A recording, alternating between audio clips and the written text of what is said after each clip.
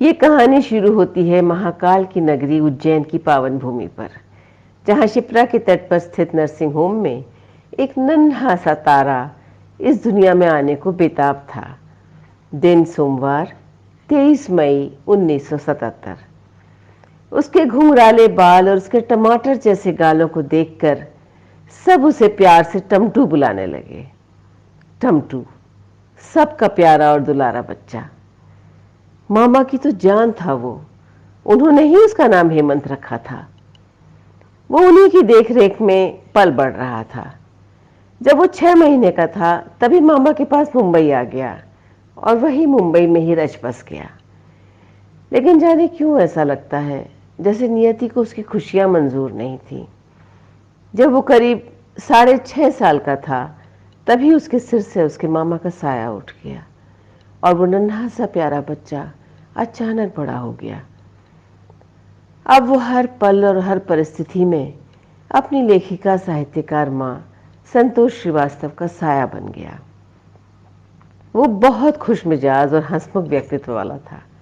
जहां भी जाता खुशियां बिखेर देता। जैसे जैसे वो बड़ा हो रहा था उसके अंदर का कलाकार भी निखर रहा था। स्केच बनाना, गिटार बजाना, अभिनय करना आदि। लेखन तो उसने 12 वर्ष की आयु से ही आरंभ कर दिया था। जितनी अच्छी उसकी अंग्रेजी थी उतनी ही महारत उसे हिंदी और मराठी भाषा में भी थी।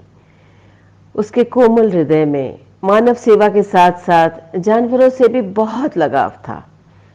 पढ़ाई पूरी हुई और एक बहुत बड़ी कंपनी में नौकरी मिली। उसे वैवाहिक बंधन में बंधने की तैयारी शुरू हो गई। लेकिन एक बार फिर नियति से उसकी खुशियां देखी नहीं गईं।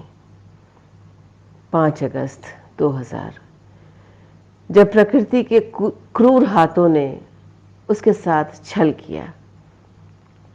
नौकरी मिलने की खुशी में दोस्तों ने माथेरान जाने का प्लान बनाया। उसने अपनी मंगेतर से भी साथ चलने को कहा। कुछ काम के कारण उसने मना कर दिया। तब हेमंत ने कहा, देखना तुम पछताओगी। शायद उसे आभास हो गया था।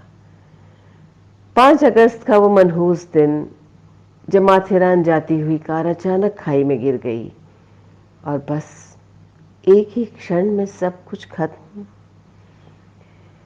ईश्वर ने एक हंसती खेलती जिंदगी जिसके साथ न जाने कितने लोग जुड़े थे, सबकी खुशियां पल भर में छीन ली।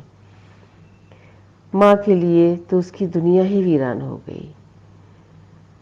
उसकी चीजों को देखते समेटते एक दिन उनके हाथ लगी हेमंत की कविताएं, जो वो यूं ही किसी डायरी में या पन्नों में कॉपियों में लिखा करता था। मां को मानो उसकी कविताओं में हेमंत की मौजूदगी महसूस होने लगी और फिर उनके जीने का यही उद्देश्य बन गया। उन्होंने उसकी कविताओं को संग्रहित किया और उसे पुस्तक के रूप में दुनिया के सामने ले आई।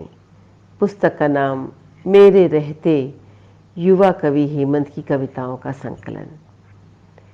उसकी लगभग सभी कविताओं में प्रकृति की संपूर्ण छटा है, जो खुश भी करती है और उदास भी, बसंत भी है और पतझड़ भी।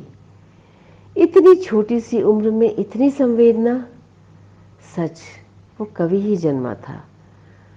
उसकी स्मृति को जीवित रखा है हेमंत फाउंडेशन ने, जो प्रतिवर्ष भारत के संभावनाशील युवा कवि को उसके कविता संग्रह के लिए पुरस्कृत करता है, हेमंत स्मृति कविता सम्मान से। हेमंत, तुम कहीं नहीं गए हो। तुम अपनी रचनाओं द्वारा हम सब के बीच हमेशा हो और रहोगे।